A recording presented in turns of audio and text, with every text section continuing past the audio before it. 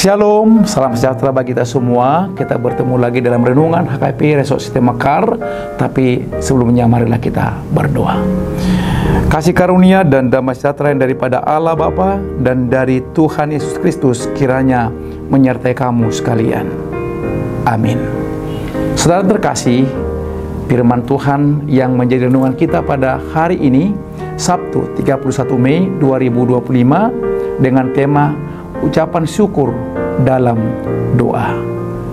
Diambil dari kitab Kolose pasal 1 ayat 3. Demikianlah firman Tuhan.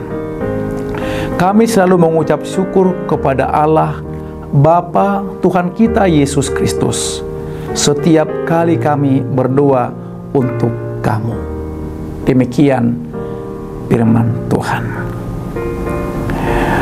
Saudara-saudara yang terkasih, di awal hari ini kita diajak merenungkan satu kalimat dari hati Rasul Paulus, yaitu ucapan syukur dalam doa. Saudara, surat Kolose ini ditulis oleh Paulus saat dia sedang dipenjara.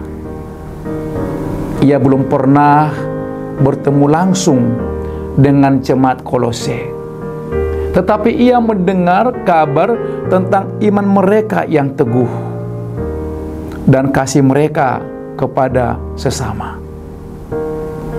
Dan yang keluar dari hati Paulus bukan keluhan karena ia sedang dalam penderitaan, bukan juga tuntutan untuk dibebaskan atau dibela, melainkan ucapan syukur. Paulus mengucap syukur kepada Allah dan ia melakukannya dalam setiap doanya untuk mereka.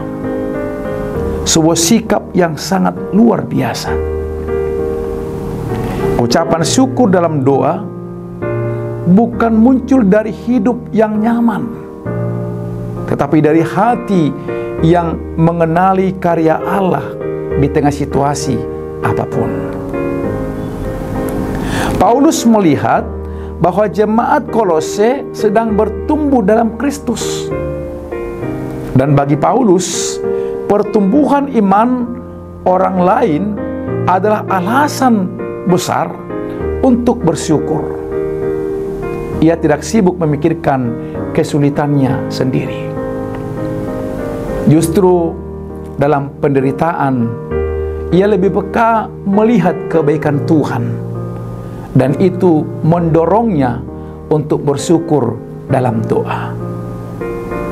Saudara, pagi ini kita diajak untuk belajar memiliki mata seperti Paulus. Mata yang tidak hanya melihat kekurangan, tetapi menangkap jejak kasih karunia Tuhan dalam hidup orang lain. Mungkin dalam keluarga kita, dalam komunitas kita, ada orang-orang yang sedang bertumbuh dalam iman, sedang belajar menjadi lebih besar, lebih sabar, lebih tekun, lebih mengandalkan Tuhan. Mari kita doakan mereka.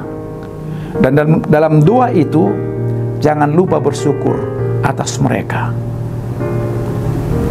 Saudara, kadang kita lebih cepat bersyukur saat doa kita dikabulkan.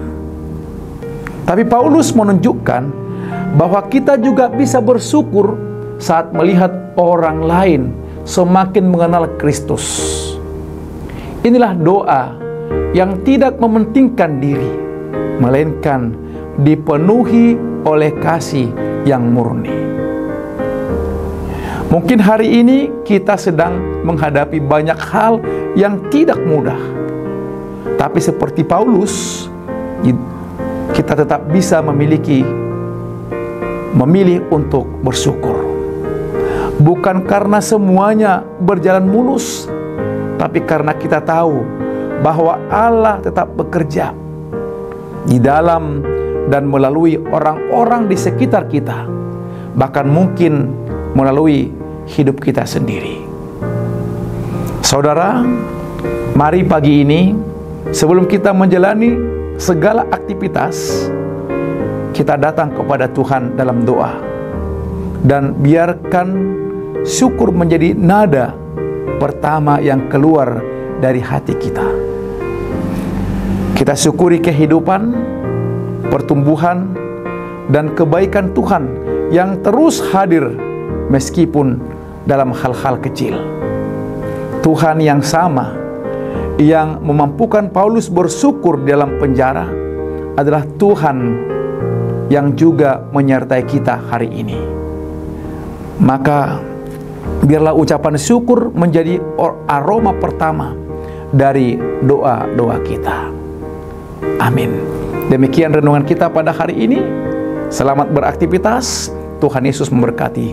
Shalom.